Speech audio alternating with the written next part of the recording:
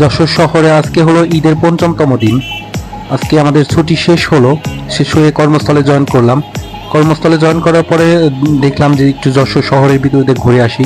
তো যশোর শহরের ভিতরে ঘুরে দেখি যারা অনেক ফুলের দোকান, এখনো ফুল বিক্রি হচ্ছে, কারণ বিয়ে শাদী ব্যাপার স্যাপার তো ঈদের পরে তো মানুষের বিয়ে শাদী বেশি থাকে।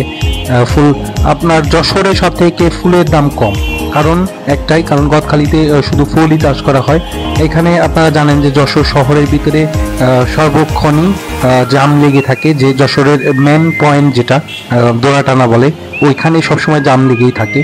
এবং আরো কিছু বিশেষ পয়েন্ট আছে যেখানে জাম লেগেই থাকে সব সময়। তো আপনারা যারা যশোর এই এলাকাটাকে কে কোন জেলায় কর্মস্থলে ফিরে গিয়েছেন একটু একটু কমেন্ট করে জানাবেন, কারণ আমাদের ঈদের ছুটি শেষ সময়ের মধ্যে প্রায়। তো এখন সবাই যার যার কর্মস্থলে ফিরে যাবে, আবার আগামী কোরবানি ঈদ সামনে, ওটাকে লক্ষ্য করে আবার চলে আসবো যার যার নিজ এলাকাতে। তো এখন আমি আছি যশোর শহরের দোড়াটানা মেন পয়েন্টে।